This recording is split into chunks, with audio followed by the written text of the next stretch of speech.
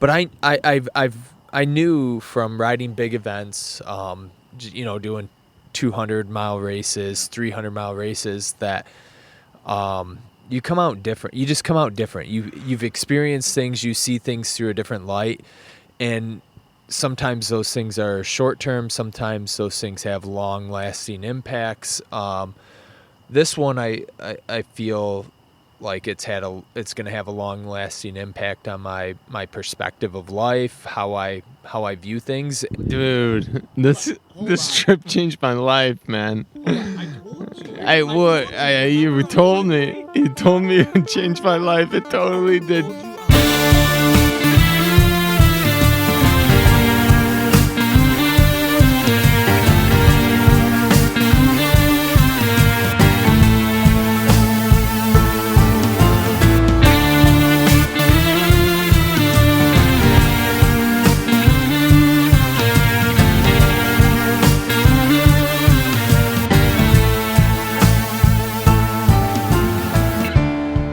From KOM Cycling and Michigan Midpack Media, welcome to the Dirty Chain Podcast, the podcast that covers the cycling scene from the viewpoint of the Michigan Midpack.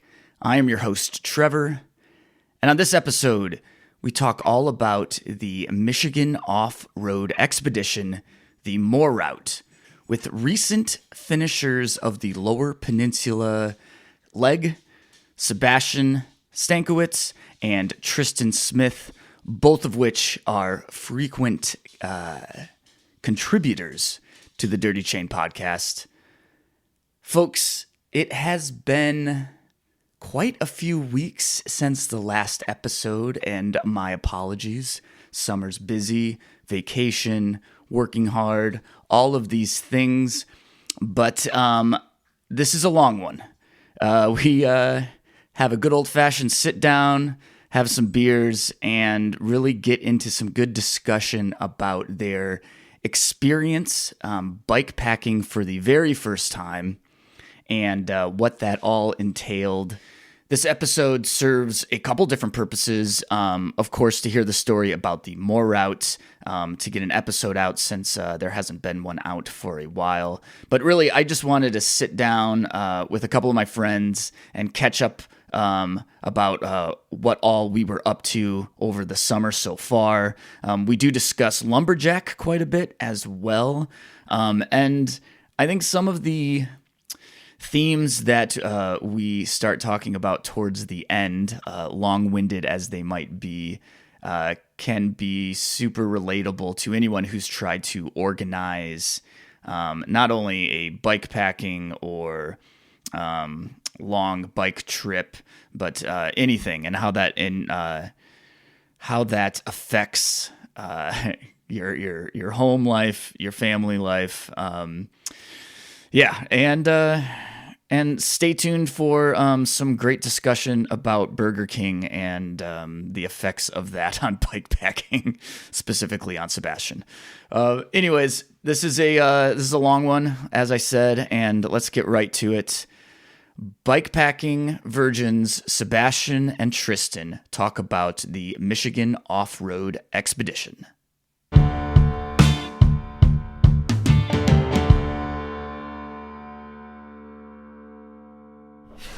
So I got myself a refill.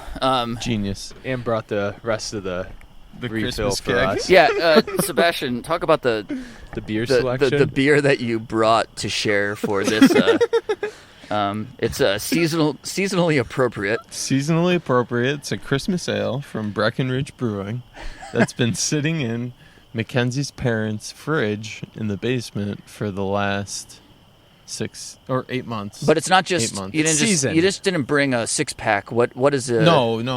It's a mini keg. What's the ounces on that guy? Christmas ale. What do we got here? What do we got? Oh, we got 1.32 gallons. We're not measuring in ounces. It says here. gallons? Yeah, it says gallons, all right? All right, Sebastian no longer measures in ounces.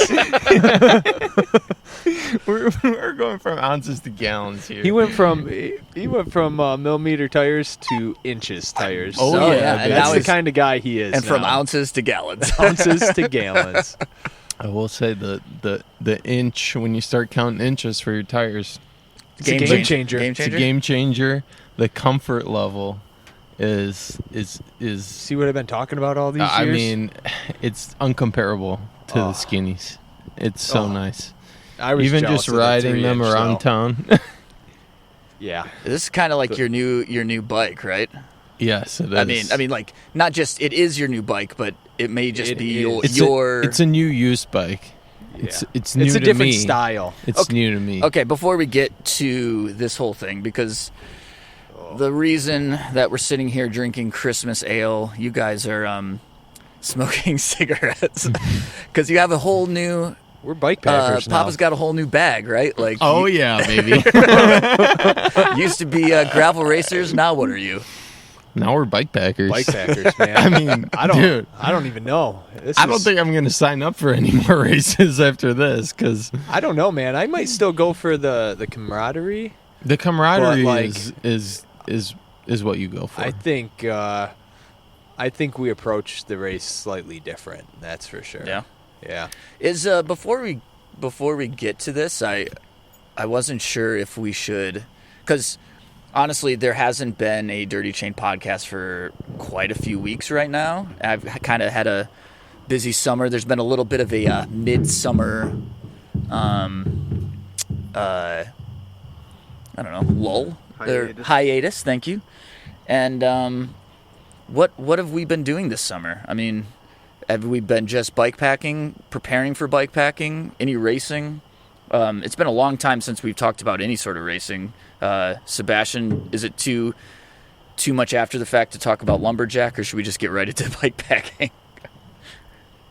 Did you not do anything for Lumberjack? No, because after Lumberjack, I went straight from Lumberjack to Europe and that's right. and Yeah. vacation, and then it's just Eurobike, right? Eurobike. How was that, by the way? Holy cow! Can we take a minute to talk about that? So Eurobike in Frankfurt, Germany. I was there with KOM, Right. and we had a small booth. But it is, I think, the largest cycling trade show in the world. And Wow. it was enormous and overwhelming in a great way. Right. But that was incredible. What a great week of just like being blown away by the huge brands. I mean, there were brands that had, I swear, like $100,000 build outs for their trade show area, and I've never heard of them. Like, just like European brands or Asian brands I've just never heard of, like that. Obviously they're super popular, super profitable, but yeah, it was wild. Yeah. But it was very cool to like just kind of be in that atmosphere. There's some cool crit racing. The biggest thing, what do you think the biggest thing right now in there's kind of a two for answer, but what do you think the biggest type of bike that was the most popular at the show was? Is like one of the Gravel/road bike. No. Think more E-bike. Okay, so that's close. I mean, Is it e-bike. the commuter bike, like the fold. The cargo bike. Yes. E-bike cargo bike. E-bike cargo bike was the Yeah. biggest thing. It seemed like a huge market, especially over there. And I'm serious, like I'm so jealous of the infrastructure that Right. these European cities have to be able to utilize just commuting and but those cargo bikes, they had a cargo bike crit where they Ooh, I'm interested. so I think they had to go to, like, they would ride and then have to put cargo onto the bike and then ride some more and then have to take it off of the bike and then wow. ride some more. It was just for fun, but it was very Yeah. cool. That's very cool. I saw this one video of I don't know if it was an e-bike, but it was a cargo bike. But this dude goes to Costco, puts a ladder on the back seat over his seat post, and then just proceeds to load the ladder up with like 24 pack of water, toilet paper, and like yeah. and it's just like this massive, I mean, you've shopped there- at Costco, like Isn't there a guy in Lansing that rides around with like a bunch of baskets? Yeah, I mean, I've done that before. one more Okay. thing about cargo bikes. Yes. The coolest cargo bike I saw was there was a small stage, and by small I mean like it probably was at least 10 feet wide and maybe 4 feet deep or even more. But it was a folding stage, and you fold it up, and it was all contained within a cargo bike. And I was looking at it, and the guy that it was I'll have to look up the company because I talked to him for a bit, but it's like all contained within that front part of the cargo bike, and he wanted to make some because he was maybe he was a musician or just like a lover of music, that he wanted to create. He wanted to take a venue with him, and so just Right. And he said portable stage. He said everything that you see, including the sound system and all that, was all contained within the cargo bike. Wow. And then he could just ride it, and it was That's a pretty niche market yes, right there. yes. But- Rad nonetheless. Yeah, it was very that's cool, very but- impressive. But yeah, that was my favorite thing I think I saw.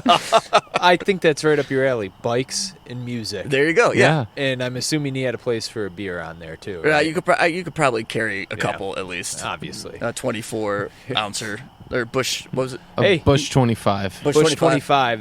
That's the official hydration of my Moore route. Of the Moore route. Yeah. I mean, we didn't drink that many.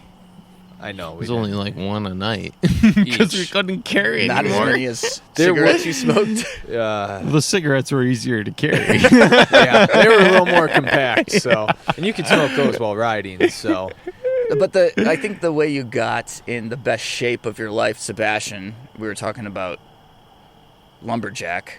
Oh yeah. So obviously that helped you, on those long Moore days. But For sure. that was fun. That was my first Lumberjack this year. Lumberjack is, like I said, one of my favorite races in Michigan, by far. I'm doing it next year. Are you really? Yeah. Are you promise?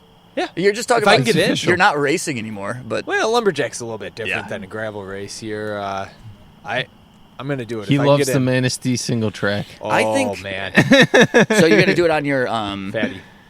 on your fat bike. I Yeah. think that's a great idea. He's Actually, I gonna was kill the fat bike category. I was originally thinking Bo would be the after- arrow, but after riding it, now that I think Bo would be very capable. It's just after going a little bit slower, I think the extra 2 inches of tire would be very much appreciated from a fat bike standpoint. So yeah, after riding around that single track in the Manistee National Forest, I really want to crack off the Lumberjack.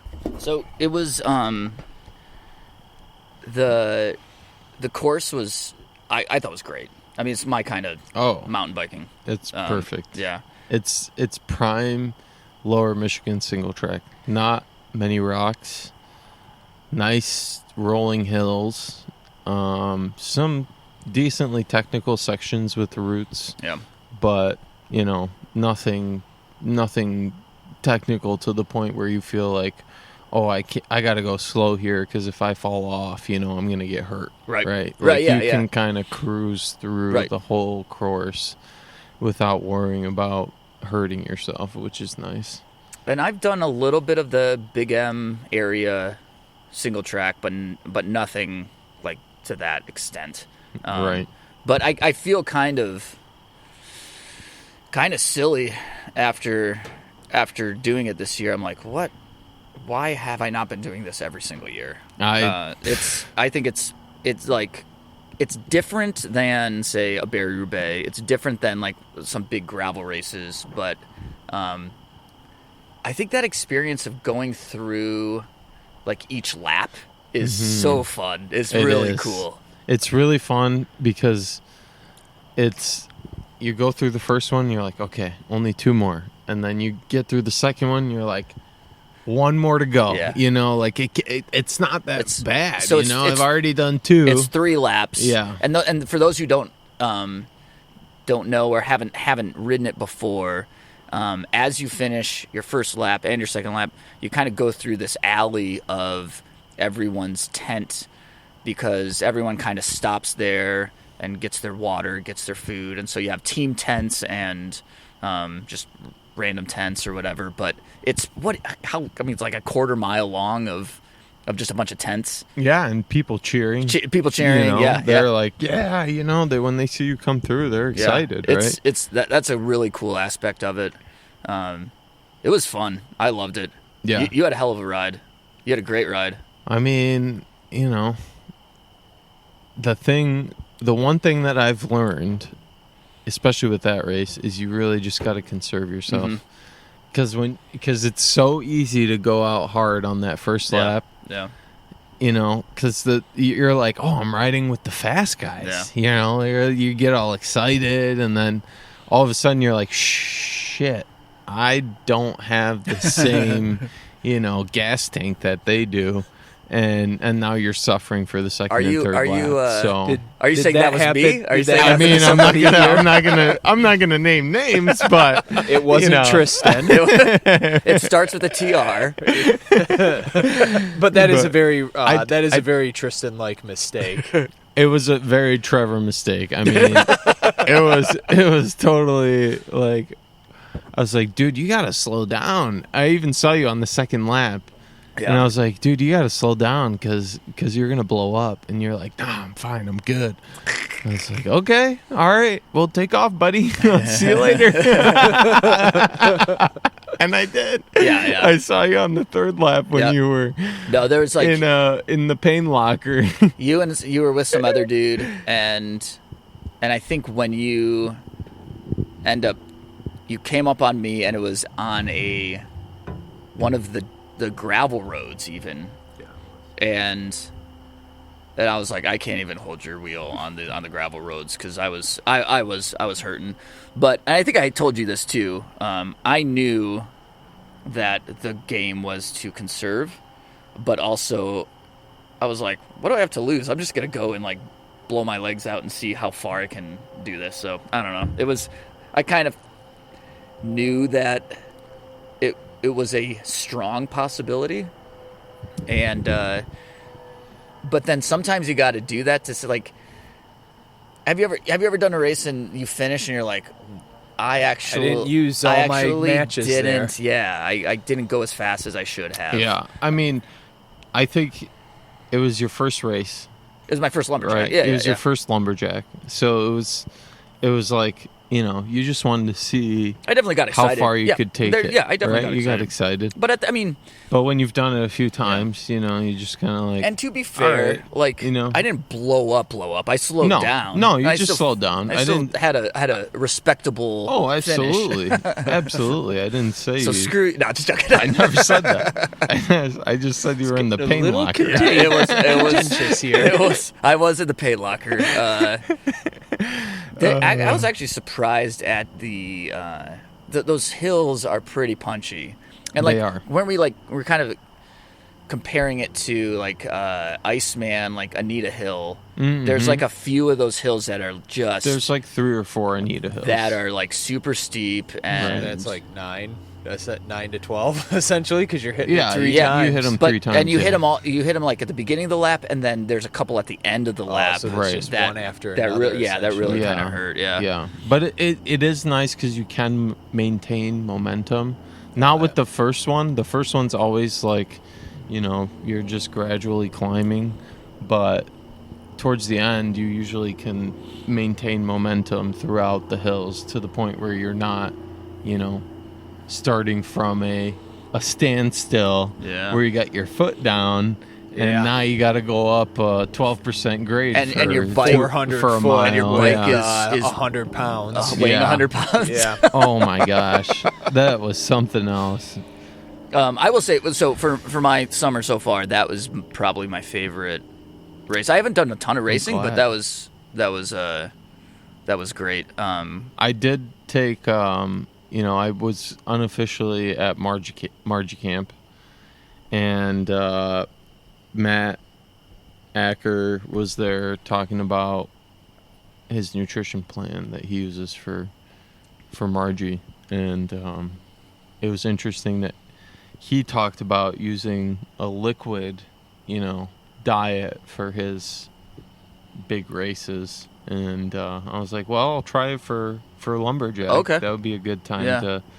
to see what my body can handle Yeah. in terms of carb load. And right? what did you use? So I used Scratch, the endurance mix, Okay. Not which is the same Infinite. stuff that he uses. Not Infinite. Which I say that because I heard Sebastian's feedback and immediately went out and bought Infinite. oh, you. So I have 2 big bags of Infinite. Do you have Go Far? Endurance, yeah, the Go Far. I'll probably buy those off of you. I told you. This is working out good. Although they're unopened, so they're I was brand looking new. at like the Flow formula stuff. Okay, yeah. Well, I think you should haven't try the looked at that. Infinite. Continue to stay on the Infinite. Yeah. But anyway, just to finish this, Sorry, this yeah. thought, I think 7 scoops is like close to 100 grams of carbs. 7. You got to do 7 scoops. 7 scoops, yeah. And I was consuming close to like 110, 120 grams of carbs an hour. So you had only stuff in your bottles. You didn't. Yeah. So No food. And you No- had. Did you have both bottles with that much in there? Ran I 3 didn't have any bottles, water. right? You didn't have straight water. No, I had 3 bottles on my bike at all times. 3 bottles. Okay. Just with Scratch. Yeah. So anytime I was drinking water. Oh, you it had that was third one on your handlebar, right? That feed bag, Yeah. as we'll get to in the when we talk about the more route, that was clutch. Yeah. I mean, being able to fit a third water bottle or like snacks or whatever or a bush, 25-ounce bush. I mean, you're in good shape when you got your feed bag. I mean, it's that extra carrying pocket that you didn't know you needed. And you were running double feed bags I was for the on the more. more So route. you had phone, everything you could possibly need in that second one with Yeah. snacks. Oh yeah. That way it was so easy to access the couldn't- whole time. I couldn't fit it mean, with my aero bars. Feed bag. They Right. kind of call it like a chalk. Isn't it? Chalk bag, Chalk yeah. bag, like a Mhm. climber chalk bag. Yeah, Like, it so looks I the have one same, of these, and I think they're all kind of the same, but Right. it doesn't seem like it would be specifically for a racing situation. Do you think it was secure enough? Oh, I mean, it was on my full suspension mountain bike, which, obviously with a hardtail it's a little different, but the bottle I was using was small enough that I could cinch down the top of it. So there was no way it was falling Well, I out. suspect too, if you're doing like a liter bottle or whatever, you could probably hit that bottle cage line and cinch there. You know how they fit. They have the contours, so it's not like it's just a flat bottle that's just gonna pop right out of there. It wasn't like it wasn't secured at all times. You go down. So- I mean, it's a different ball game for everything. I mean, including Sure. bottles and cages. Sure. But if you're keeping everything upright and just bouncing around, rattling around, I think you're fine. I don't think for the race, I will say that for Lumberjack or for Lumberjack, Yeah. I did, like, when we got to a gravel road, I would swap that bottle for a with fresh an empty one with a fresh for one. a fresh one. Yeah. So I wasn't like consistently Yeah. going for it throughout the race. Drinking out of it. It was So more it's just like a storage It container. was like more like a storage one. Okay, so you're I know grabbing your down tube Mhm. cage bottle, whatever. Right. Most of the time, you're not grabbing that one because Right. it's kind of cinched in. Okay, that makes sense. Yeah, so that way, you don't have to worry about it falling Yeah. out or anything. Yeah. I don't But- think I ever had any like I'm out of calories or water, but Right. I did. I think I just did straight calories too, in my bottles, and I had bottles of water at the tent that when I would just chug them. I would chug. Yeah, I would chug just so I had that straight water. Right. But then I would do, I don't know how many calories I had for that infinite stuff. But See, I started measuring by grams of carbs and I think instead of and I think calories. that's the thing that people do now. I mean, Yeah. everyone's I think kinda- everyone's doing that. everyone's now. doing that. Yeah. But I think it's actually a decent amount of. So It's probably like 70 or 80 grams. I think it's of carbs. What I was doing, each bottle was like 90 grams of carbs. 90 grams, yeah. okay. So I had 2 bottles, 90 grams of carbs, Right. about 2 hours per lap. No, longer than that. It's like 2 hours 15 minutes per lap. But you were getting like 100 grams of carbs per bottle. I think you also have to train your body to take that too. 110. What's that? You're gonna have to take. You can't just dive into that. You have to train your body to take You that. definitely have to train your body. And it really, it doesn't matter if it's like a honey bun at a gas station, Right. It's all or you know, or a scratch. Yeah. You know, endurance, because that honey bun at a gas station, as we know, can definitely, you know. Well, honey buns didn't cause any issues. So it was the Burger King. Before we get to the Burger King, which that was what a great teaser. We'll be right back. And with that, we'll have a commercial break. Who's the sponsor of this episode? Sponsored by Burger King. Today's episode is sponsored by Burger King. Get your flame on. Have it your way. Have it your way. Have it your way. That did become a theme song after Sebastian had issues. Not to tease it too much. It sounds like Burger King may have had its way. With it had its way with me, man. It had its way with me. It was the king. It was the king. It was king, baby. So I will say though, I did have food, like solid food for Lumberjack at the tent, and I do think like even stopping to eat at each lap, I couldn't like stop long enough to actually like settle down and take in real food. Right. And I had real food, but each time I put it in my mouth, I'm just like, oh man, I can't. So like, I brought real food, but I didn't even utilize it. I just used bottle calories. Oh, you did? Okay. It was just too hard to like grab something and go. Or right. And at the, I was trying to grab and like go as fast as I could.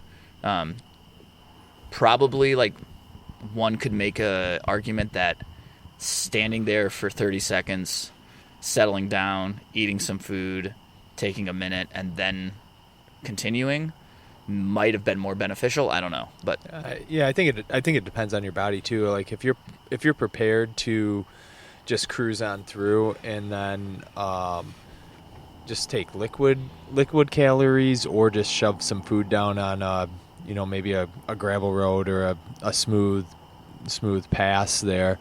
You can do both, but sometimes sitting there, getting back going again is definitely tough. Yeah. So I rarely even on training rides, I rarely will eat solid food because I find like I just like aspirate it too much, like just like breathe and like, but so it's usually gels or some sort of like very easy. Yeah, but anyways,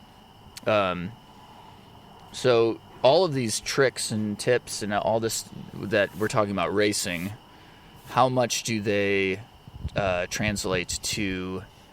Because I mean, honestly, you don't care anymore about all this stuff, right? 0% to bikepacking. Yeah, I mean, you're it doesn't relate to bikepacking because, like, I mean, I guess it depends what kind of bikepacking you're doing. If you're trying to set an FKT, right? Like, I can totally understand you carrying powders and carrying your. Can I ask you guys nutrition. a favor right now? Like, we've been bullshitting for like 25 minutes and we haven't even gotten to. And it's partially my fault because I kind of took us on a whole other journey. But can you give us a little bit of a, like, what did you guys embark on a couple weeks ago? You want some data? No, I don't think it's about the data. I don't need a data. I don't think it's about data. I want to, I want you to make my job easy. I want you to give me a sound bite that I can throw at the beginning of the fucking podcast. A summary. We embarked on the Moore route, put together by Matt Acker. Fucking true treasure to the state of Michigan. The route the detail that he put into it was incredible. The questions that he answers, the detail, like he's responsive. The details that he provided in the website. It's a true journey, and throughout the journey, we just kept asking, how the fuck did he do this in one go? Literally every single day that we rode our bikes, we asked multiple times throughout the day, how the fuck did Matt do it in one go? So he did it in one go as compared to... As compared to us, where we camped each night. We didn't ride through the night. We didn't have intentions of riding through the night. We wanted to enjoy it as much as we possibly could, and also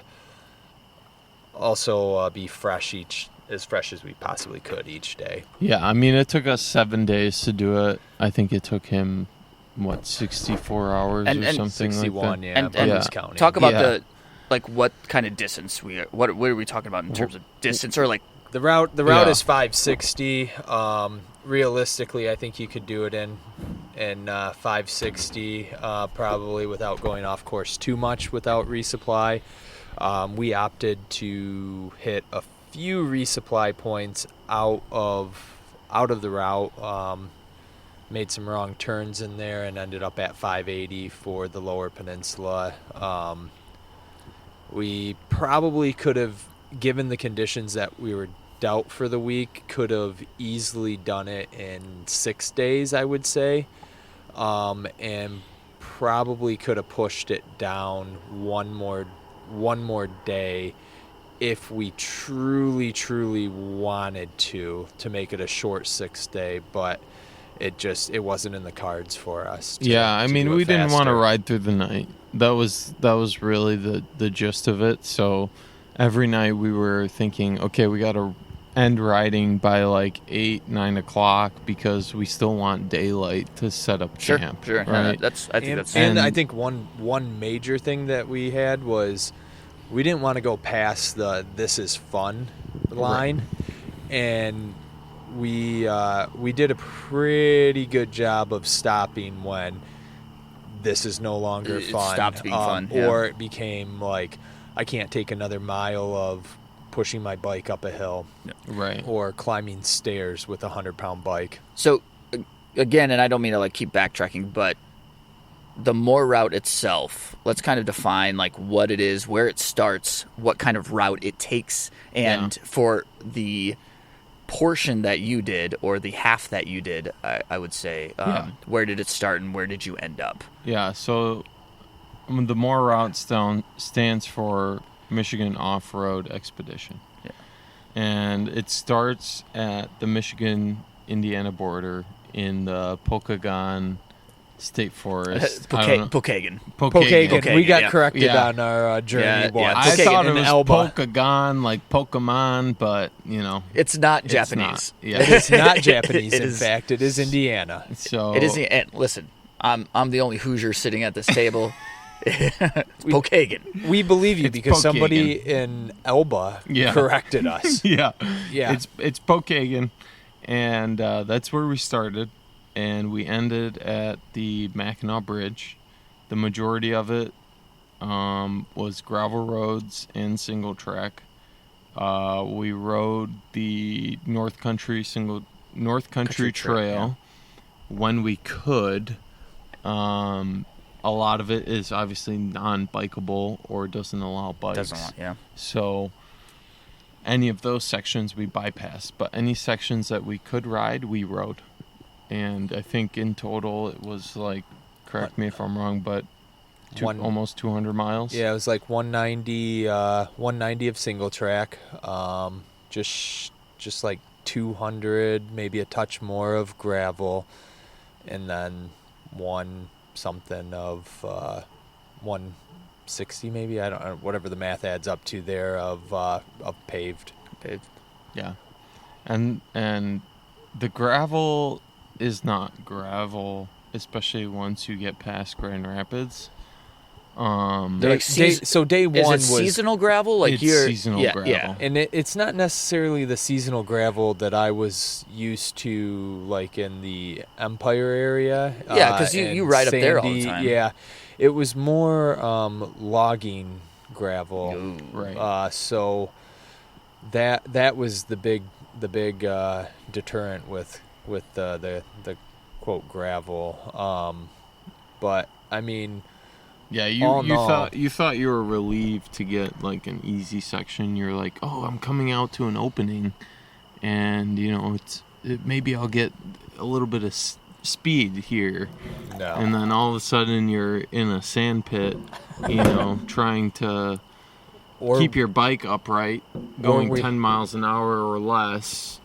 Or where we basically had to bypass, there was all those trees down, and we Oh, had to man. climb through other trees to get around it. And Or the precarious water crossings yeah, that yeah. were basically seasonal roads covered in algae. So this But yeah, I think this is I mean, I wanted to and like we've seen each other once before this conversation. Yep. And I was pretty adamant about not wanting to hear too much about it because Right. I'm super interested in it and I wanted to talk to you about it on microphone. But I think that this is a cool. I mean, there are a lot of people that do bike packing, Yeah. and I've talked to a lot of them. I had them on the podcast. Like it's not that groundbreaking for someone to try to do something like this. Right. What I wanted to talk to you guys. Well, one, you guys are like two of my closest friends, and I wanted to hear about your. well, thank you. Yeah, you're welcome. Well, I was just talking. Actually, I was just talking to Tristan, one of my closest friends, and someone I know a little And bit. an acquaintance. An acquaintance. A little bit of a stretch of that word too, but here we are.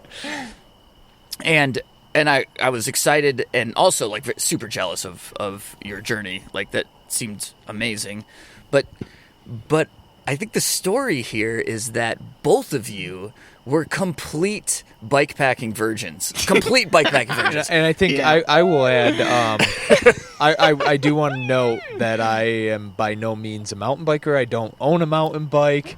None of your bikes have suspension. None of my bikes have suspension. And I didn't realize this assignment had so much This single assignment. track. The route is the route, bud. the route is the route, and unfortunately, I didn't read route. Fortunately, I guess I did not read route details until Friday night before leaving to find out that we had that much single track. He read the first two route descriptions. I read and the he's first like, two, and "Oh, I'm like, "Fuck good." yeah, we're gonna be." Those we're gonna first be 2 days cruising. where you like knocked out 120 miles a day. Or Yeah. Yeah, I thought, yeah, this is, we finished day one, and I'm like, man, I might have overdid it here on the gravel, and then we get into day two, and we do the same thing, and I'm like, all right, I'm settling in, I'm feeling good, I listened to my body good today, and then the next day it just got into some slow going single track. Because of the single track, yeah. Yeah, And I will say, I feel like I need to correct you here because to address the virgin to bike packing, the amount of issues we had with our bags first going into the single track, I mean, that probably set us back like 2 or 3 hours easily. each But it's- day, Easily. each day. So you that said we that hit it. you meant you didn't take issue with me calling you virgins. You're saying that it did cause an issue. Oh, yeah, it definitely caused for issues. for the first 2 days of single track, we were having issues that once we identified it and figured out how to solve it, it was like, God, that was so stupid. Like, things like unclipping the bag from the rear, like the seat post bag, like unclipping all of those pieces. Like, you thought it would be better to leave it cinched up. Mm-hmm. It was better just to unclip it, stuff everything back in, repack it, and then reclip it so that it held up perfectly. But we were ending up with our packs just like kind of flopping down on the rear wheel, and once we identified that, we had smooth sailing for the next 3 days. But at first, it was just it was amateur hour out there. It was man. very frustrating too, because you're riding along, you get a little bit of flow going. You're like, okay, yeah, we can do this, and then all of a sudden you're like stopping for 20 minutes because the bag is sagging and hitting the rear tire, and you got to fix it because you can't go on. You just can't keep move. going. You like it just it's rubbing, and you can't keep going. So talk to me about.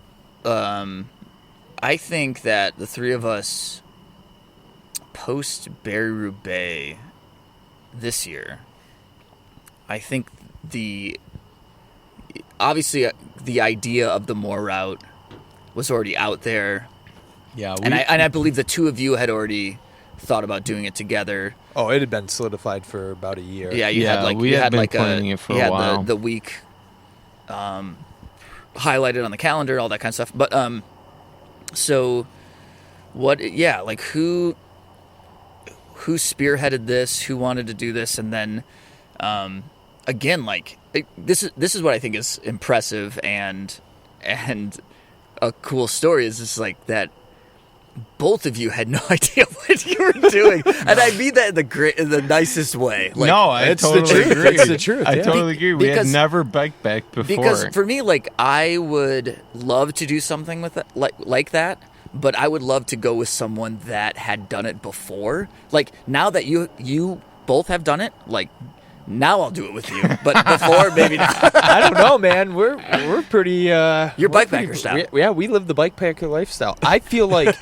Well, I think what's great is I feel like I wanted it more, but then after experiencing it, I feel like Sebastian also felt that way. What do you mean? So we both felt like we wanted it more than the other person going into it. What do you mean by that? Like you wanted pushed it more to do it. And you wanted to and planned it and did all that stuff. There's I don't know. It's tough to explain. There's always this moment of like doubt, right? Where you're like, is this person really committed to doing this, right? Like, and you're kind of thinking in your head, you're like, oh yeah, I've got it on the calendar, but like, no one's holding me to it. Sure, I don't have to do it. And you don't have to take a week off. Maybe of work. Work's gonna come up, and work's gonna say I gotta be at work, you know, and then I can't do it. But I feel like we both really, especially couple weeks prior, were like, hey, do you have this? Hey, do you have this? Hey, I think we need to,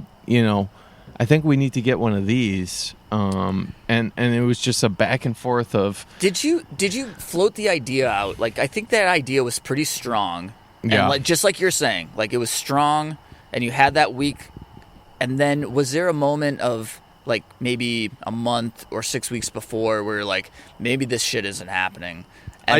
Yeah, definitely. I doubted Sebastian because of his work demands and the travel that he's been putting in and like the time away from home and all that stuff. Like that was a huge question mark leading into it. And then even going into your bike build the week of or the week before, like you didn't have that thing solidified until Tuesday. Yeah, let's talk about that. House? But I asked that because that is the vibe I felt, was that this was a great idea. It had a bit of momentum, and that momentum was a little lost, and not necessarily lost, but I was just like, I wonder if they're actually going to do that. Even when you rode with Sebastian on Sunday prior to us taking off. You know what? That's a great question. So Sebastian and I did ride a Century the Sunday before, the weekend before. I think at that moment I was like, oh, they're actually going to do this. I think I believed. I wasn't certain at that point yet. I was a little concerned at that point.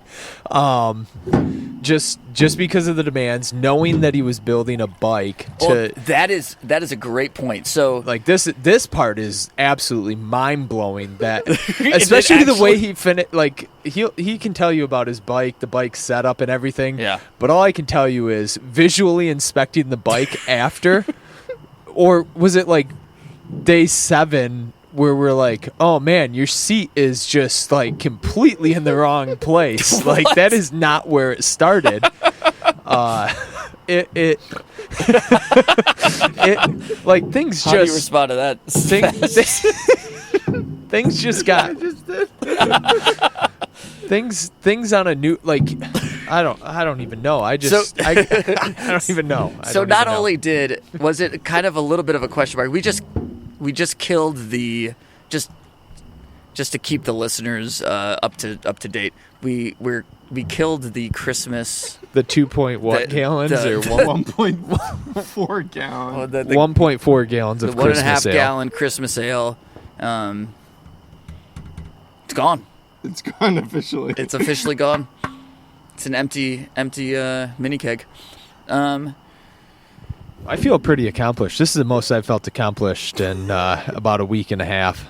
Since you just finished the more out? Yeah.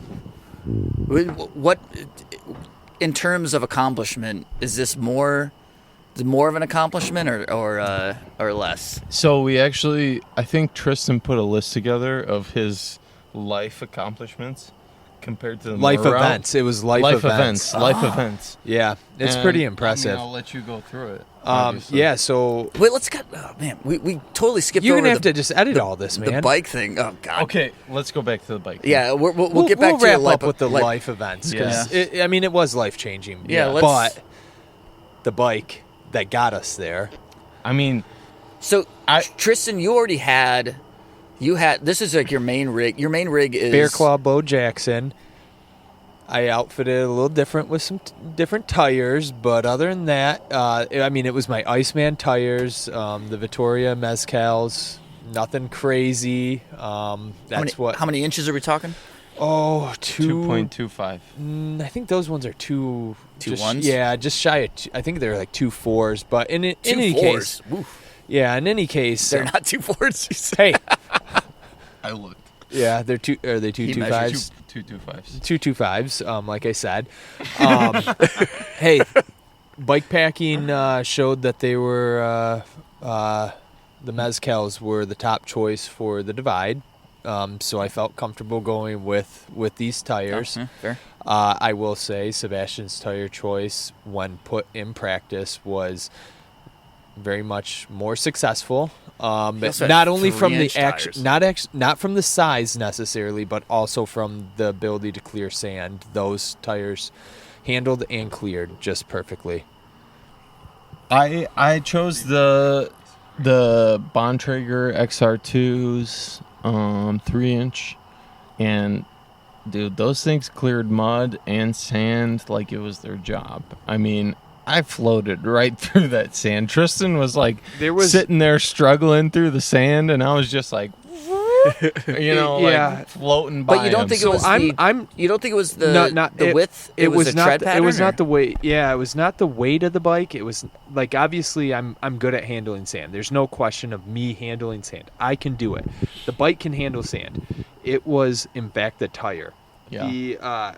The tread was unbelievable, because I'd go over a route and it would pop. It would pop the sand, right? I could feel it pop against my calves and whatnot. It would shoot sand all over me, and they would not clear the sand. They held it.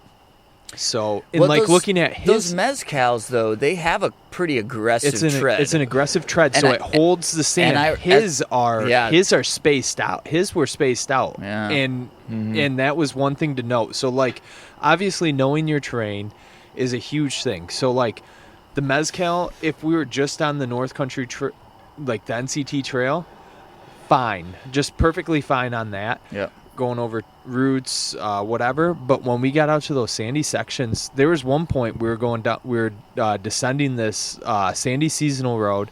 Had a ravine down the center where sand had been washed away from the rain that we got to experience. And I took the same exact line that Sebastian took with his 3-inch tires, and it caused a washout for me. So I went over the bars there and just lost it, man. I was just like, what the fuck, dude? Like, why am I not able to handle this when he was able to handle it? And that was one of those moments where I was at my most level of frustration. Did you stop and just set up camp because you were past your this isn't fun anymore? No, I was at a point where Sebastian suggested we take alternate actions to reduce my stress levels, and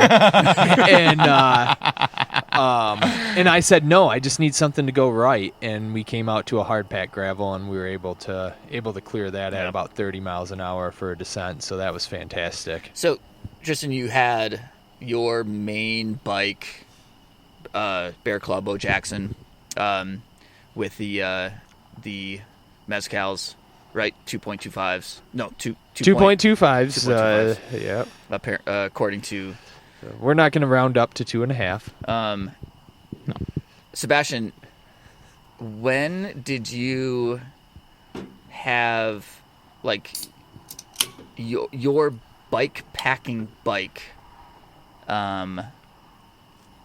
When did you finalize your rig before the trip started? Because I will say I saw a half a bike the week before when we did our century the week before. And you were like, "Hey, come check out my new bike." And it was like do you mean and you showed me, it was like, bike parts? Do you mean hey, look at my bike parts? Or do you So when did that bike get tied up? I mean, it was officially assembled, I think, on Tuesday or Wednesday. Tuesday. I'm actually impressed by that. Yeah. It would look like bike parts on Sunday, and then by Tuesday I was like, shit, I got to get this thing ready. I got to ride it. We're going. We're going, Tristan's texting me about Oh, shit, no, it was details. Wednesday. It was Wednesday because I wasn't home Wednesday. on Tuesday.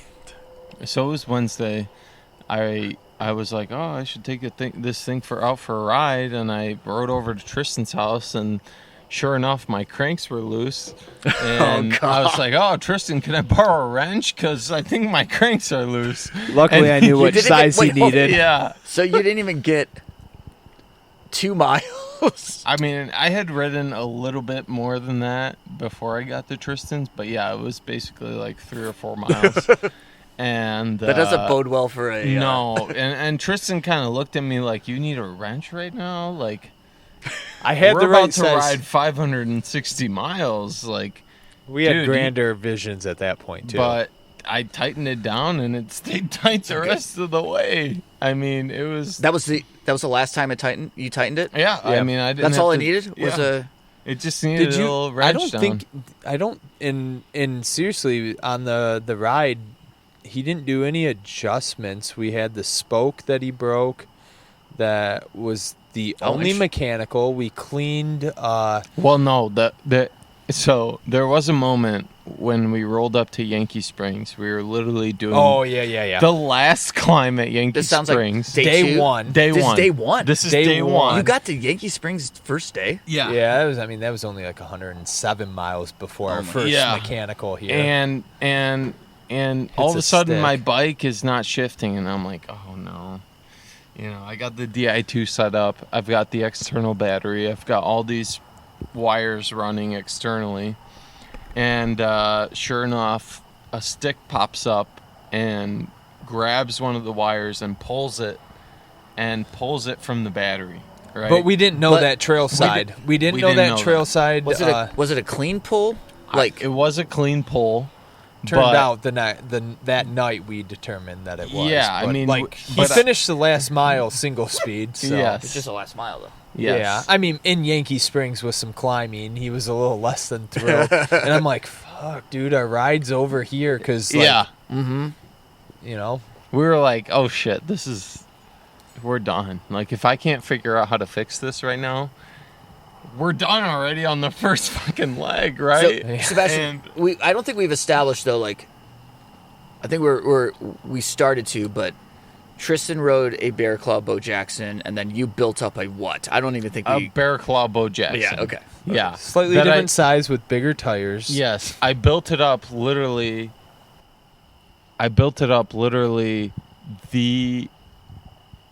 2 weeks before the trip. Week of. I mean, I was finishing up the week off. I literally had ordered a lever that was supposed to be there on Thursday, and Saturday we were starting the route.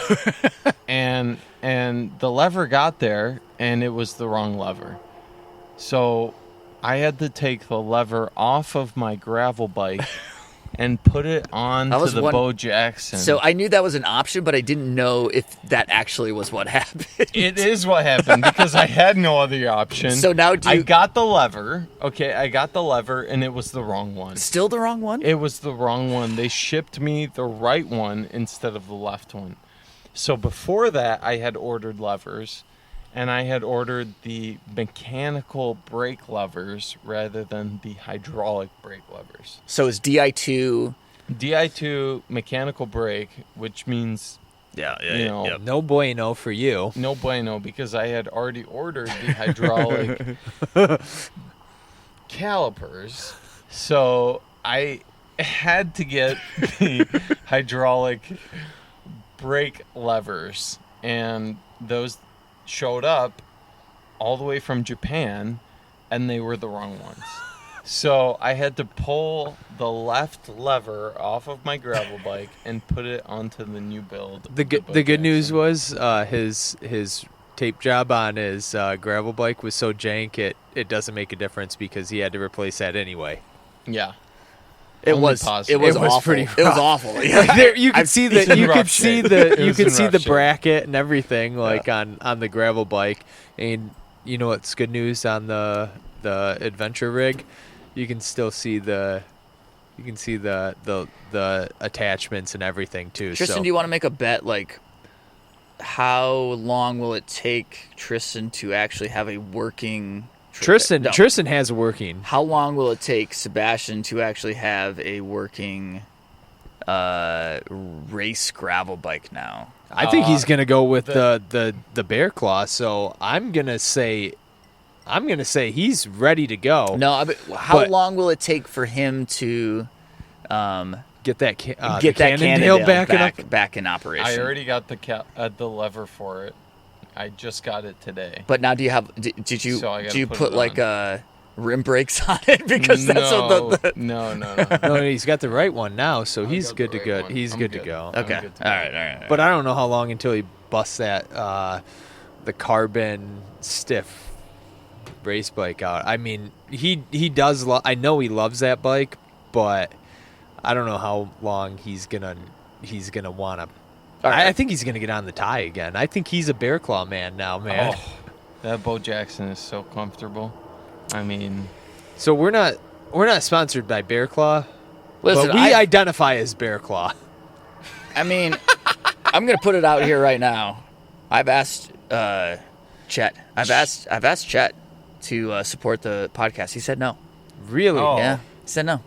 Are we not smoking the right? Well, cigarettes? But I feel like this episode might tip it over. I'm just saying, it just might tip it to the right. I trust my Bo Jackson. Let me just put it that way. I wouldn't have rode anything different. There's like the bike itself far outweighed the rider. I mean, the bike handled everything so well, even when it was loaded down with 75 pounds of bikepacking gear. Okay, let's get into some details, some nitty gritty. We're long-winded. This is gonna be a long one, fellas. Yeah. Oh yeah, you better be in for an endurance ride here. No, I mean, boys. I don't even think we've gotten into the real stuff yet. I feel like we haven't. I'm like, why are we beating around the bush here? Let's get into some details. Let's get some details. Speaking of bush. Speaking of bush, I've already cracked the bush. You just cracked the bush, yeah. Yeah, I've gotten into the ride fuel. We haven't even cracked any of the beers that I bought for this thing, but we did. I feel like we should cover some real quick overview of like the actual like details and data, because I did misunderstand the assignment of the mower route, even though the data was there. How did you misunderstand? Look, I thought it was going to be a lot of seasonal like logging type roads. I didn't realize it was going to be as much single track. I understand that there's this great reference and resource out there that Matt Acker put together, and I encourage everybody that's going to attempt this, really read through the details of it, but it is a fantastic route. I'm glad I misunderstood it because it was such a happy surprise. But am I not wrong though? When Matt did the full Lower Peninsula route, I think there was a whole thing where he said maybe I shouldn't have done it on drop bars. Yep. And on rigid drop bars. Yep. Look, I like drop bars. I see why he switched when he did it in the 5 legs. When he did it the second time in a 5-leg route, hurt his hands or Yeah, had he have hurt nerve his hands. damage. Yes, he had nerve he did. damage. Well, He did. Yeah, but he's a goddamn legend. Okay, so looking at what we did, we did a total of 584 miles over the course of 7 days, 8 days riding. We did. We 7 days of riding. Well, we actually did 8 days, but not according to Tristan's data. we did 8 days riding. We could have easily shrunk it down to 7 days given our circumstances, but we didn't have a ride. It didn't make a difference because we wouldn't have had a ride home, so we opted to camp that one extra night in the woods. So day 1, we started in Indiana, cranked off 108 miles. Day 2, we started at Yankee Springs, cranked off 111 miles. Day 3, we're still going good, cranked off 83 miles. Day 4, 79 miles. Day 4, we got day 5, I'm sorry, we got down to 46 miles. That was the day of the rain and I believe the spoke break, so we got comboed with two issues, but realistically on day 5 there, we had some pretty serious rain that we were concerned was gonna degrade our brakes, so we opted to play it safe. Day 6 we moved back up to 61. Day 7 we were at 50 miles. That was a tough one because that day we honestly felt like we could finish should we push hard. We got to Petoskey and things just didn't unfold in our favor. You're still kind of far away from the bridge at that point. Yeah. Well, and then not Saturday if you take the regular trail. So apparently, we ran into this guy. Only, this is gonna go off track, but we met this guy in Petoskey who basically said, "Hey, I'm going to a weed shop in Mackinac that's 30 miles away. Like, I'm going to be there and back by 10:30, and this was at 7? Yeah, 7:30. Yeah, and we were like, "Oh wow, we're riding to the bridge too, but we're taking the North Country Trail." Can you hold on? Back up for a second. Yeah, I'm not I knew understanding this what would you're saying. Confuse everything. This guy was riding a bike. Yes. Okay. He Full was riding suspension. a mountain bike. Okay. Full suspension. And he was like, "I'm on a journey to go to a weed shop In Mackinac. And make it back by 10:30. So his bike ride was just gonna be a Rail trail ride. rail trail from 7 a.m. No, 7 p.m. 7 p.m. Yeah. Oh, great. We're getting jazzed up about the UP. What did we? Dude, this hold on. trip changed my life, man. Hold on. I told you. Where did we? You told me. You told me it changed my life. It I totally fucking did. told you on Wednesday leading up to it when you rode over to my house, I was looking for answers. Yes. And we were going to fucking find them. What was the question though? There was no There question. were a lot of questions. There was no question on the Wednesday prior to it related to this, and I was just like, this trip is going to change my life. It's going to provide answers that I need for work, for personal reasons, whatever. Mm-hmm. Like it was going to change my life. And what did you just say, Sebastian? It changed my life. So There were just so many moments where you were like, why am I doing this? You in know? what way? And- Like what? Like Like, I mean, you're like, when it was why am I still going? Why am I when it like, was why when am it I was pursuing like yeah. continuing to like push through this when I don't have to? Right. Yeah, okay. Exactly. Yeah. It was like knowing that at any time we could call our significant others and be like, "Hey, listen, Or Trevor. we're not gonna make it." Well, not Trevor. Not Trevor, but before we Well, get that too was a good far, be in the terms of having some beers here and forgetting, the start of the ride, we got to ride down to what park? Pokagon State Park in Angola, Indiana. in Angola, Indiana, just across the border. It was just a short 1.5 hour drive from my house. There were countless hours of packing, and we got that ride down, and then we got met by Mackenzie, Sebastian's partner, fiance, and Mackenzie was a rock star dropping us off. Rock star meet us at the. She met you the first night, right? Yep. yeah, she met us she in brought Yankee Springs. She brought us some pizza, some beers. She got a nice ride in that day. She got a nice ride in the day that we left for day 2. And then most notably, she also picked us up. So like she was at the end of the journey. Yeah. Yeah. So she was very critical Yes. in all Absolutely. of the logistics. Absolutely. We couldn't have done the trip without her. Yeah. It wasn't a matter of how are we going to get to the start? How are we going to get picked up from the end? Because we had her. Yeah. And I'll let Sebastian go into further detail if needed, but realistically, our original plans included just getting a train down to Kalamazoo and potentially not even starting at the beginning, and just kind of starting where we got to, and not relying on anyone. Not relying basically. on not relying on Mackenzie to start. We always had plans of having You need her someone to pick get us you, up. get you back.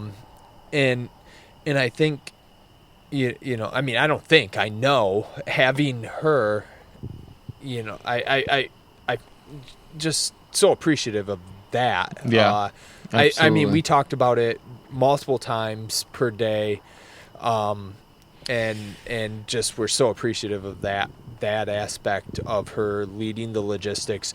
What is she, the president of the Wilderness Medical Club? She packed us a first aid kit that included a tourniquet, a splint, anything you would need to pack a wound, sterilize a wound, patch a wound. So, I mean, she got us very prepared for the trip. The freeze-dried food. Freeze-dried food, toilet paper, hand sanitizer, things that, as us novice bike packers did not think of. And she knew that we would need. And to be honest with you, I didn't even have a chance to pack most of my stuff because I had been traveling the weeks prior to the trip, and so she was the one putting everything together for me. And honestly, I wouldn't have been able to do the trip without her. We would not have been able to do the trip without her. So like, not only from a she didn't just provide ride. Like, you look at it as a simplistic, like, oh, she picked us up, dropped us off. Like, it wasn't that. Like, I was texting with her about what we needed, what I had, what she had, what Sebastian had, and she was filling gaps, telling me what to bring, what not to bring, and I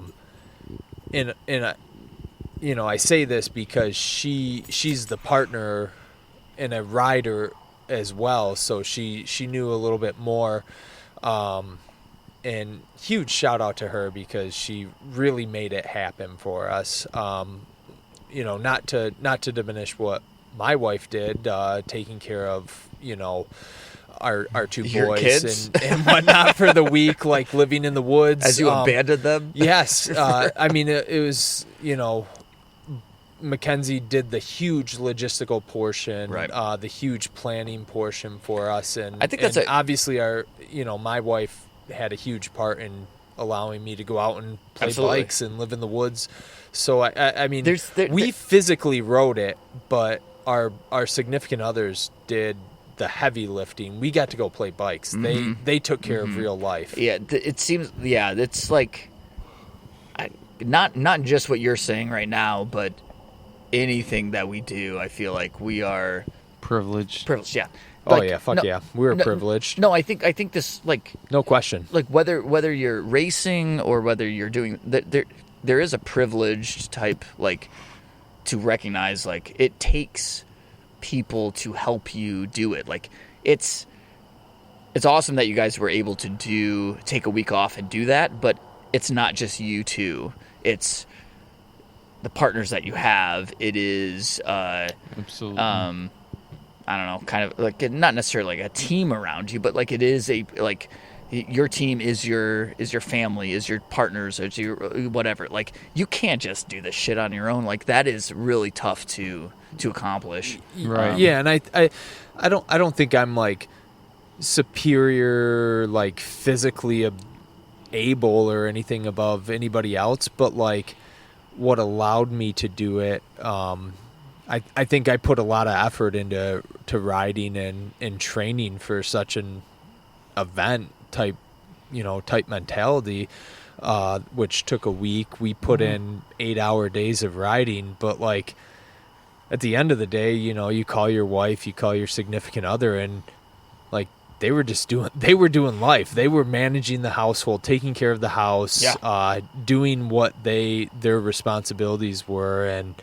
life went on. Also, your responsibilities. They were doing they their responsibilities and your responsibilities. Exactly. Like they picked up for where we Yep. were Yep. out on the I don't want to say dusty trail because it was pretty wet most of the time. So it was it was a trail. Yeah. So when we were out on the trail, they picked up the slack. So like that's not forgotten. And I think that's one thing to note, because you might be able to pass one over on your significant other like I did with a miscommunication. So Rachel didn't know what she was getting into when she agreed to this. But like I certainly appreciated how much slack she picked up. Little miscommunication, not a big deal. That sounds maybe like It's all right. sounds She's like got a girls' Tristan. weekend coming up, and last minute one. Yeah, she's got a girls' weekend coming up. No big deal, right? But like, I mean, it's certainly not lost on me or Sebastian. Like the work, like we talked about it. I mean, it's just they did a lot for us, and we're very appreciative that they allowed us and helped us achieve a bucket list item, really. Right. So, like, speaking of that, I mean, now you're on the other end of that. I mean, we've kind of talked. We talked a little bit about gear. We talked a little bit about this. We talked a little bit about this. But like, what I think this story or what this journey, the best part is, yes, you both of you went into this as bike packer virgins and have never done. I mean, you guys are endurance riders. You've done huge rides, but nothing like this. Yeah. And then you also did it together, like two of you just taking on this together. Yeah. And now you're on this other side of a successful, which, like, I hear these stories. I hear stories about figuring out your packs and how it just didn't work, or like breaking spokes, or like not being able to navigate some of the sandy terrain, or like all that kind of stuff. That's all part of it, right? That is part of the reason you do it. You go there, you work through it, you get to the bridge. That is the point. That's the fucking point. So Yeah. like now that you're on the other side of it, Tristan, I mean, you brought this up, like how this is a point in your life where you're like, I needed this for this. This is what I love about cycling, or about any sort of something that betters you as a human, is that you become a better human to the people that you care about, or the people that are all aspects of your life. So I'm like, you went into it and your Rachel didn't understand what she was getting into. but I want to put money down that this is going to make you, or put you, you're in a better position to be a better partner, be a better husband, be a better father, and because you went through this crazy situation. And I don't know. Talk to me a little bit about that kind of stuff. Yeah, absolutely. I was having a tough couple weeks, months at work, and it had been pretty stressful leading into the week. And one of the main things was I just need a break. I need a break from it all. And the huge thing, and Sebastian just was a little skeptical. My Rachel was a little skeptical too of what kind of quote answers I'm gonna find out there. But I knew from riding big events, doing 200-mile races, 300-mile races, that you come out different. You just come out different. You've experienced things. You see things through a different light, and sometimes those things are short term. Sometimes those things have long lasting impacts. This one, I feel like it's going to have a long lasting impact on my perspective of life, how I view things, and realistically, coming right back into it, having to pick the kids up from daycare, drop them off from daycare, etc. I'm much more willing to leave work right at 5, pick the kids up where I normally just do drop-off. So I'm doing pick-up, drop-off, and, rinse and repeat 5 days a week where possible, just because I know that Rachel had to do that for the 5 days that I was out there. It's also led to discussions with my oldest son about, taking a couple days over a weekend and going out and bike camping as well. I've got on the radar to plan a bike camping trip with my son. And he's 7. 7. So doing some trail fun, camping, whatever. Like, it's just like, it's a way of life now for us. Right. So, but like also at work, I think about how I'm a better employee now, a better manager of people, which is hugely important when you're a manager. So like just having that insight and having that clear mind and the different thoughts and perspective, and just being open to everything that's going on in people's lives, where it was eye-opening for what was going on in my life, and just allowing me to help other people. So yeah, I'm super excited to think about more biking stuff, but also the impact that it has on non-biking related things. It is a it's like kind of a reset, right? And again, it's like we're privileged to be able to do this, but it does reset. We can have these experiences that it's like any sort of vacation or it can kind of give us a reset, and we're ready to then tackle our everyday in a different frame of mind. And I mean, not experiencing exactly what you have, I feel like that maybe does it in a different way, and probably is what keeps people returning constantly to that type of life. Sebastian, Same kind of question though. Like, I mean, you've been busy trying to get your bike in order, do all this. You know, like it was a scramble to get to the start. It was, and then also like you're relying on Mackenzie to but coming out of it all, this is an experience that, I don't know, tell me about as a virgin bike packer. I mean, Tristan kind of had a bike packer's mentality. I think. Yeah. I think you were. You profile me, bro? Are you stereotyping him? A little bit.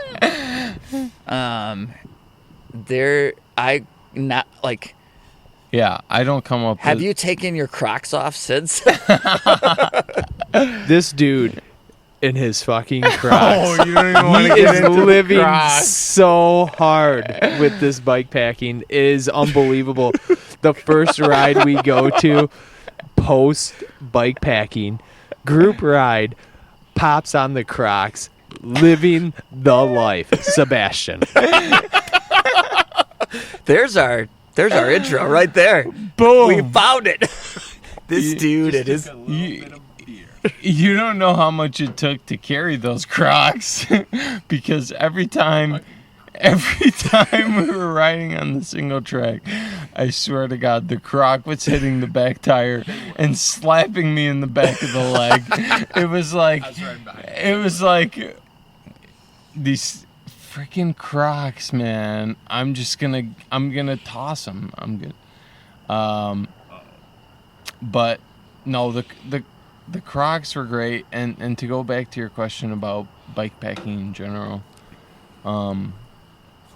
I definitely had more of a race mentality in mind, but after bike packing, it just really opens your horizon to what's possible.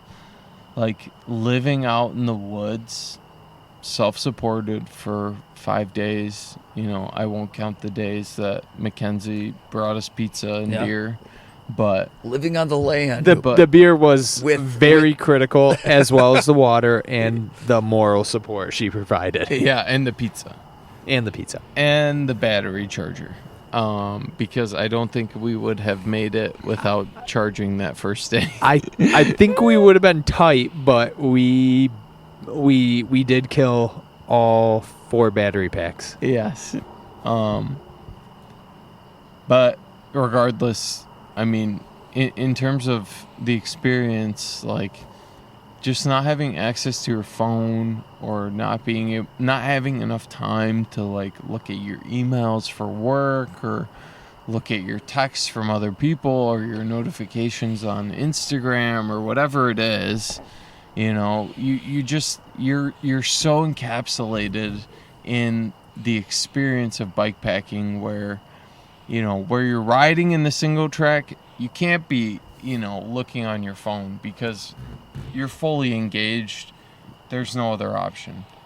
And then by the time you get to a gas station, you're like, well, you're planning on what do I need to have for the next 100 miles to make it, right? Like I can't just be sitting around here twiddling my thumbs, typing emails out because I don't have time for that. We need to resupply. We need to figure out what we need, and we need to get going. I mean, how fast you could burn an hour just resupplying your stuff was ridiculous. Every time we stopped, it was like, oh, well, we're just going to stop for a few minutes, grab what we need. And then it was an hour, yeah. And all of a sudden, it's an hour, yeah, right? Yeah. And you're like, shit, that's an hour of daylight that we just burned. Yeah, absolutely.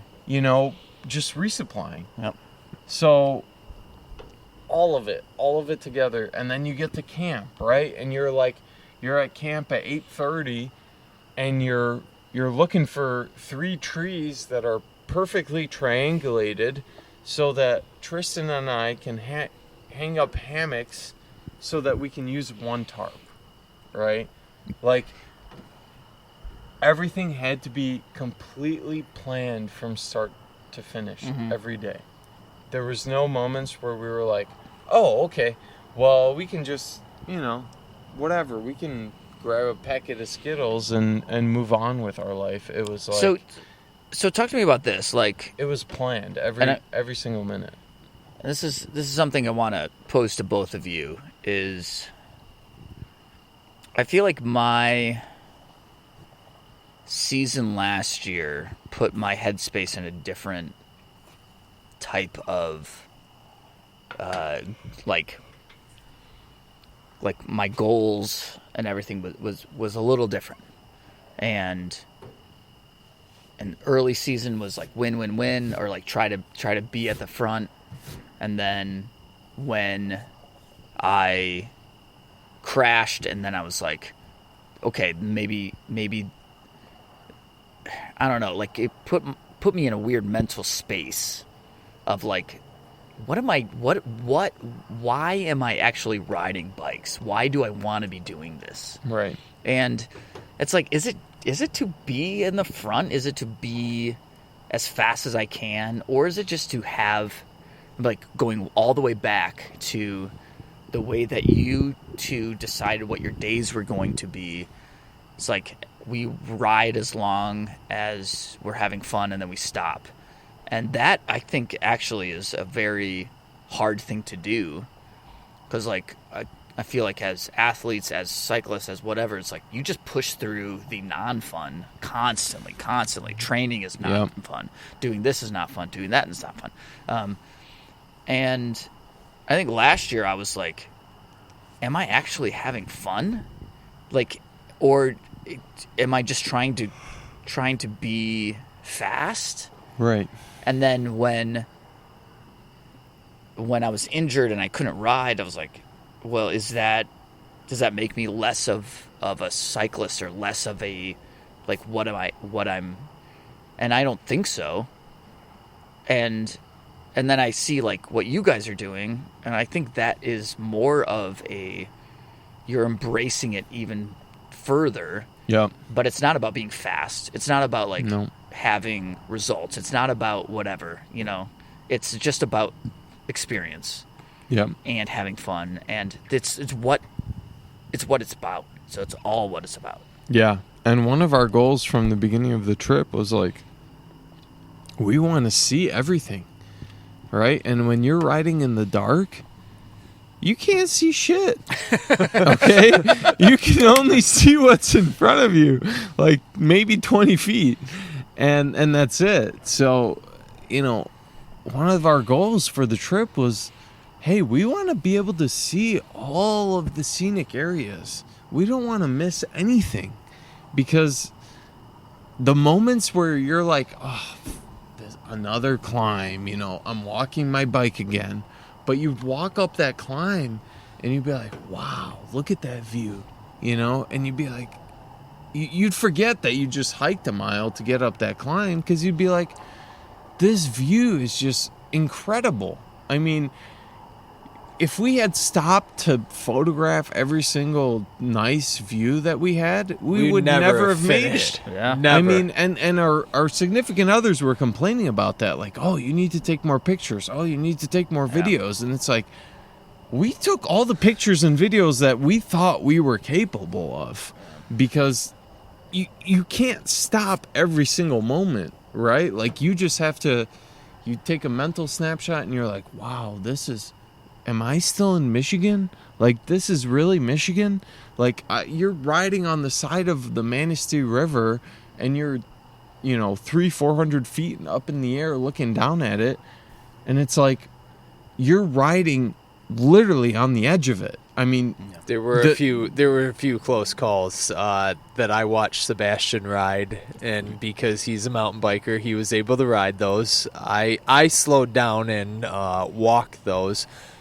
But yeah, there was so many times where it's like, man, this is a great picture, but like, how many times can you stop and take? Yeah. How many times can I stop and take a picture? Yeah. It's like, if I take a picture, it's gonna put me in a hole that I I feel like I'm going to have to make up by riding faster or harder or riding in the dark, and it just wasn't worth it. Yeah, and we didn't want to ride in the dark. You know, some people go out and they're like, I just gotta do it. You know, I just gotta finish it. But it wasn't the point. Gotta hammer it out. That wasn't the point of what you were doing. that right? was Our never point the was point. the journey. That was No. never the point. No. The whole point was go out. We gave ourselves, 8 days or 9 days, and we're like, if it takes us 9 days to do the Lower Peninsula, so be it. No big deal. But we were never in a rush. You know what's cool is right? I feel like if you would have gotten to Ludington or Petoskey or whatever in that amount of time, we would have been having the same conversation. Right. I think we would have maybe, now knowing what we know, we may have made some sacrifices to push through to just finish. But at the I think same time, what is like cool, like 90% of the time, we would have, up until the end, we enjoyed the journey, the views, everything that it had to offer. There might have been a little bit of compromise in terms of pushing through to finish to get to the bridge if we weren't moving at the rate that we were. So I specifically remember a moment where I don't know if this should be part of it, but Everything is a part of it. everything is. So The journey is the journey. the journey is the journey. The route is the route. The journey is the journey. The route. The route is the route. I was in Virginia with a. Oh boy. Oh boy. You had some good hikes in Virginia. We're in the Shenandoah National Forest, and I get a text from Sebastian, and I'm on the peak of a hike, and I get the text, and it says, "Hey bud, Hey bud. hey bud, can you pick us up from the bridge tomorrow?" I said, I would love to, but I'm in Virginia right now. So where are you at tomorrow is the real question. So what broke down? What happened there? We had been in bikepacking for quite a while. You're feral We at were- this point. Yes, I think we had been going from Alba, I want to say, we had a real meal in Alba. We had a coney dog, and Sounds that like was a real meal. Chili. No, that was a chili. that was a cheese chili dog. cheese dog. No, I'm that sounds sorry. special. That sounds like on a a- Detroit dog, right? It was a Detroit dog, Yeah, it was good. It was good, by the way. but Beer too. the problem is that we had just had Burger King in Kalkaska. We didn't talk about Burger King. Oh yeah. Here's So- the Burger King plug. so Somebody You need a plug for Burger King. So this all ties in together. I mean, I know this might sound strange, but the Burger King. By the way, this was the first time I had Burger King in my life. So- was on this bikepacking trip. bike camping virgins. Bikepacking virgins, Burger One King BK. virgins. One BK. BK virgin. Yeah. I BP, trusted BK. Tristan. I was like, "Hey Tristan, just get me whatever, Whopper. I trust you. Oh, You've been to BK? Oh, I don't do BK on a regular basis, but he trusted me enough to order it because I'm a fast food double cheeser. Yeah. There's no double cheesers at Yeah. at the BK. We had some double cheesers. We had a couple chicken sandwiches, a couple rodeo burgers, I think is what they're called. Oof, and then those are horrible. And then we had Do the not recommend. Did you order the whole? value menu essentially. Yes. We ordered two rodeo burgers, two double cheesers, two chicken There's no sandwiches. double cheeser. Like, whatever like Two what is a when double you're- rodeo cheeseburgers. burger? What I don't- rodeo? It's a I burger. don't It wanna had talk bacon. It about had it. barbecue sauce on it. I looked at Did you order It's making me sick. I looked at the calories and dollar per calorie. Hey, we don't talk What about I calories. ordered- We talk about carbs. I So didn't how many have that. carbs? I didn't have that readily available. He didn't have that We information. were at a gas station that no longer had the expanded array of combos that we were used to. No. So we No. moved on. We went to Burger King, and we sat there and thought, how the fuck do people eat this shit? Yeah.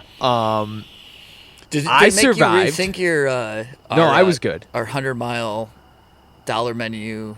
No, I still want to do that. Okay, The all right. the $1, $2, $3 menu for sponsored by McDonald's. I have I'm a route good in on place. that. Sebastian's out. I'm out. Trevor, I think you're still in. No, I'm doing it. Let's do Yeah. it.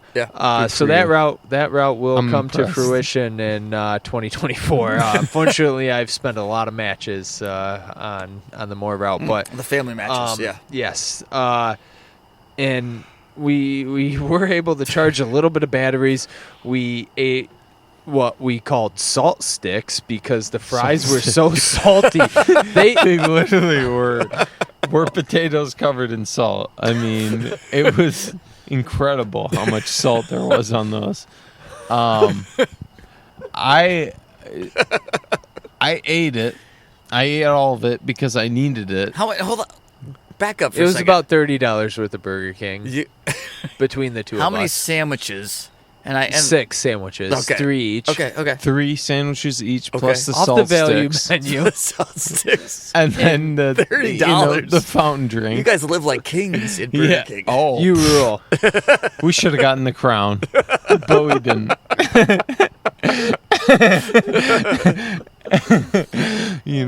But when I got to Alba, that Burger King was no longer sitting well. It wasn't even Elba too. Like he was It suffering. was In and Out. He was It suffering. should have been In and Out Burger. Yeah. Well, It was In-N-Out Burger. We didn't even make it to Elba. I don't. It was like an hour later. He's going, "Oh, this was a bad decision." And then 3 hours later, when we finally made it to Elba, he looked like a fully cracked like bike race. Like I thought he was done. And he ate that chili cheese dog, and it brought some life to him. We had a beer. And No, then you had a beer. I couldn't drink Oh yeah, he beer. didn't have a beer. I had 2 beers. He had a couple fountain drinks there. I had and, some lemonades. and then we get to the gas station, and he buys a full thing of Pepto-Bismol and polishes that off after Just chug that bad boy. after Oh. visiting the restroom. Ate a few tabs of that. Excellent. But basically what happened is, we got to Alba. We were not in good shape, or at least I wasn't. I felt And great. Tristan felt great. And we were like, okay, well, we just got to keep going. Where's we left- Alba, by the way? Just south of the Jordan River Valley. Okay. Really nothing Nothing there. notable to There's nothing discern. We hadn't eaten a real meal since Alba. We had it out immediately in Elba. we had packed, donuts and Danishes and different bullshit that's not real food. And then we finally got to Petoskey, and it was like, oh my gosh, I am so excited to eat real food, right? And the second I unclipped, I get a phone call. And the phone call is from Mackenzie. And I answer the phone, and I'm not in a great state of mind. Sure. You're like, We're kind of Yeah. just thinking about food and where we're going to get the food. And things weren't going as planned. Yeah, and things weren't going as planned. We were behind schedule, right? Yep. And Mackenzie calls me and is like, hey, what's the plan? And I didn't have a plan, Yeah. right? I kind of just Yep. was like, my plan is to get food in the next 5 minutes. And it took 4 hours to get to this point. And should have taken one. It Yeah. should have, On you know, paper, taken one. it should have taken much less time to figure this out. But, when you're not in the right state of mind and you say the wrong things, it leads to the wrong places. Okay, so I want to Okay. say this, like, Yeah. because we started this and we're like, we're going to cut it. It's all this stuff. But, like, I think this is important stuff. Like, this is Yeah. good stuff because It's the nitty-gritty. it is the nitty-gritty. And it's what we, like, we do endurance stuff. People that, I'm assuming, like, people that listen to this, like, will want to do endurance things. And these are the kind of situations that they're going to encounter is, like, calling your significant other or spouse or friend or whatever and being like, I don't know what's happening, but this is what I need. And then I don't know, this is all part of this whole thing. Communication is hugely important. So like, But communication breaks down, like, and that- it does, and that's the thing. It's gonna be a situation where not that you need to expect it, but Yeah, so It setting might- it up, setting the expectations. And, expectations. Exactly. And my Rachel was, my Rachel was thrilled with the level of communication that we had because she's seen my terrible communication, and my Rachel was thrilled with the level of communication that we had. Largely to Sebastian's like Instagram updates and whatnot that he was able to provide. That was enough for my Rachel. And my Rachel expected that level of communication, and without Sebastian providing that, I would have been in a world of trouble. But Mackenzie had not been experienced to that level of lack of communication, and the lack of communication and whatnot really wore thin. As an outsider to it, my observation was she didn't know what to expect. Like, she didn't understand that we're going to be off that long without being able to provide an update. We were going to go that slow. And I think, unfortunately, it was just a communication, like a minor communication breakdown that led to a bigger discussion, unfortunately, in Petoskey. It's tough, right? Like, It is. There's so many, like, it's not easy to do what you guys did. No. You have to not only like work and family and all this stuff, like, it is very, like, the logistics is difficult. And listen, I mean, you, like, all of that stuff is hard to accomplish without, like, maybe you fuck up a couple times, like, or maybe, like, there's, like, something that you haven't communicated, or maybe Right. it's and then your significant other just says, okay, I'm just gonna take it and gonna drive up to the bridge and pick you up. Or your significant other says, hey, you know what? Figure it I out don't yourself. like the way you're treating me. You got to figure out a ride to get back home, you know? And all of a sudden you're like, shit, who could pick me up right now? Right? And you're like, options are pretty limited right now. And so it was, okay, go back to the drawing board. I got to talk to Mackenzie and figure this shit out because there's no one coming to save us. It was I mean, you get to the point where you either figure out your issues or, you're riding home, Like, I think we need to wrap it up. Okay. Listen, I don't even know what we went over, but I feel like this whole conversation has been a wild journey. Where does this leave you? You guys now you're, like, identifying as bike packers. You are. what's the plan now, buddies? Like, what are we- Honestly, we need to finish the Moore route. We got to do the Upper Peninsula. the UP? Okay. So our plan is next summer, take another week off, complete the Moore route. After that, I don't know what it is, but I think we've got bigger things planned. I mean, I would, personally, my personal goals, I'd really love to do the Tour Divide. I'd love to do some of those bigger bikepacking races because Air high country. Oh, Arkansas one? Arkansas High Oh, Country. Yeah. I mean, those are all events that I think we're now becoming equipped for. Thank you for doing this, but also, I don't know, there's not many people that have done the Moore route. And No, there haven't. And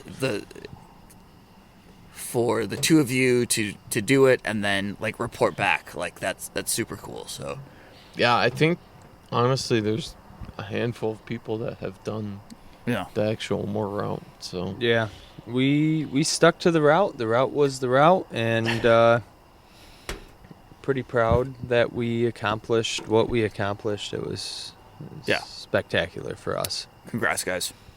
thank you. Yeah. Thanks for having us. The Dirty Chain Podcast is a Michigan Midpack Media production in partnership with KOM Cycling, the source for your bike accessories and necessities. Connect with us on Instagram and Facebook at Dirty Chain Podcast. Email dirtychainpodcast@gmail.com. If you are enjoying the podcast, please leave us a rating and review on whatever platform you use to listen.